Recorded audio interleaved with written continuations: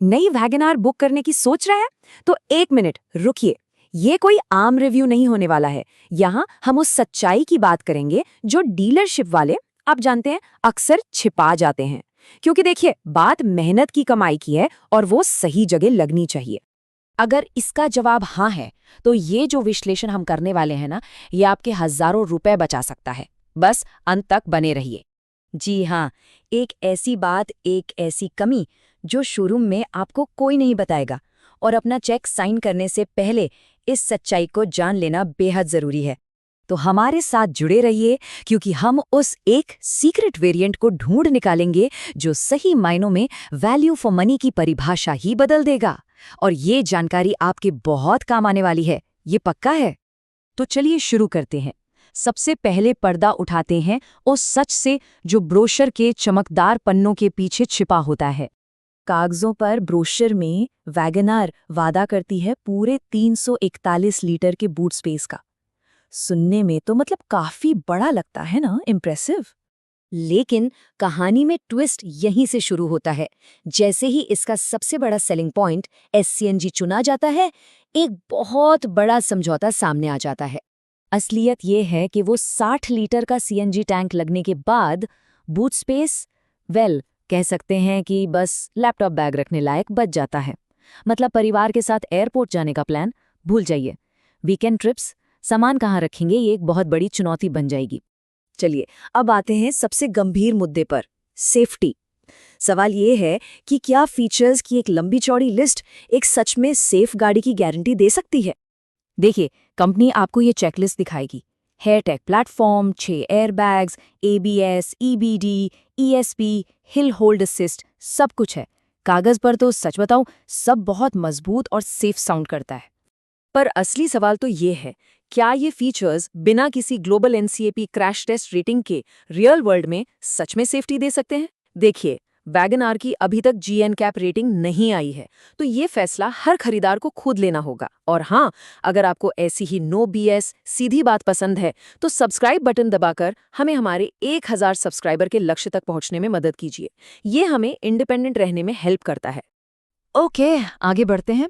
अब गाड़ी के अंदर चलते हैं और देखते हैं कि डे टू डे लाइफ इसके साथ कैसी रहने वाली है। मतलब इसका केबिन कितना प्रैक्टिकल और आरामदायक है। ब्रोशर खोलेंगे तो डुअल टोन इंटीरियर्स जैसे फैंसी साउंडिंग वर्ड्स मिलेंगे, लेकिन असलियत ये है कि केबिन में जहां भी हाथ जाता है वहां हार्ड प्लास्टिक ही मिलता है। और वो जो 17.78 सेंटीमीटर का स्मार्ट प्ले स्टूडियो है, हमारी टेस्टिंग में तो ये कभी-कभी थोड़ा सा लैगी, थोड़ा धीमा महसूस हुआ।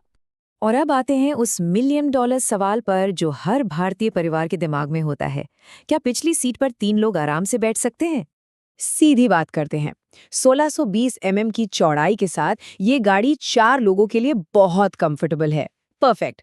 लेकिन 3 अडल्ट्स को पीछे बिठाकर कोई लंबा सफर करना, वो बिल्कुल भी आरामदायक नहीं होने वाला। ये एक 4 सीटर ही है, बस भेस में। चलिए अब बात करते हैं सबसे जरूरी चीज की, पैसा। थोड़ा सा हिसाब किताब करते हैं, क्योंकि दिन के आखिर में गाड़ी जेब पर कितनी भारी पड़ रही है वही सबसे ज्यादा मैटर करता है। जरा इस टेबल पर नजर डालिए। पेट्रोल और सीएनजी वेरिएंट के बीच लगभग 90,000 रुपए का फर्क है। हमने आसान सा हिसाब लगाया है। अगर आपकी रनिंग महीने में 1500 किलोमीटर से कम है, तो सीएनजी के लिए दिए गए एक्स्ट्रा पैसे वसूलने में आपको कई साल लग जाएंगे। तो अगर इस सिंपल मैथ ने आपके फ्यूल बिल पर पैसे बचाए हैं, तो हमें हमारे 1000 सब्सक्राइबर के लक्ष्य तक पहुंचाने में मदद कीजिए। बिना ब्रांड स्पॉन्सरशिप के ऐसे ही कंटेंट लाते रहेंगे। तो निष्कर्ष एकदम साफ है, एससीएनजी सिर्फ और सिर्फ तभी फायदेमंद है जब डेली रनिंग बहुत ज्यादा हो और बूट स्पेस की बिल्कुल भी जरूरत ना हो। सिंपल। अब आते हैं ड्राइविंग फील पर। यहाँ जमीन आसमान का फर्क है। 1.2 लीटर वाला पेट्रोल इंजन शहर में चलाने में काफी पेपी है, मजेदार है, हाईवे पर भी आराम से चलती है। वहीं दूसरी तरफ सीएनजी वाला 1.0 लीटर इंजन शहर के लिए तो ठीक ठाक है, लेकिन जैसे ही गाड़ी में पूरे लोग बैठे और कोई चढ़ाई आ गई, ये हाँफने लगता है। इतना कि हो सकता है आपको एसी बंद करना पड़ जाए। तो अब वक्त है वेरिएंट ग्रेवयार्ड का। चलिए वैगन आर के अलग अलग वेरिएंट्स का पोस्टमार्टम करते हैं और देखते हैं कि किन वेरिएंट्स पर पैसा लगाना मतलब सीधे सीधे पैसा बर्बाद करना है।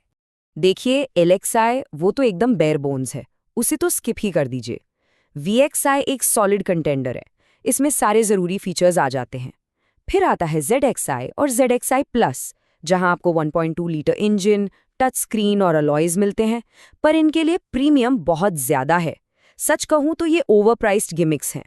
ये बात हमेशा याद रखिए, सिर्फ एक टच स्क्रीन और अलॉय व्हील्स के लिए 1 लाख रुपए एक्स्ट्रा मत दीजिए, क्योंकि गाड़ी का कोर, उसका इंजन, उसकी सेफ्टी, उसका प्लेटफॉर्म, वो तो आखिर में सेम ही रहता है। तो इतने सारे विश्लेषण के बाद आखिरकार वो पल आ गया है जिसका सबको इंतजार था, फाइनल वर्डिक्ट। कौन सा है वो एक वेरिएंट जिसे खरीदना चाहिए? देखिए, हमारी रिकमेंडेशन एकदम साफ है। अगर आप उन 90% बायर्स में से हैं जिनकी रनिंग शहर के अंदर है, तो VXI वेरिएंट ले लीजिए। ज़रूरी फीचर्स और कीमत का ये बेस्ट बैलेंस है। लेकिन अगर आप एक हाईवे ट्रैवलर हैं, तो ZXI का 1.2 लीटर इंजन बेहतर तो है, पर उस प्राइस पॉइंट पर मार्केट में ज़्यादा स्टेबिलिटी देने वाले कॉम्पिटिटर्स भी हैं, उन पर भी एक नज़र डाल लेनी चाहिए।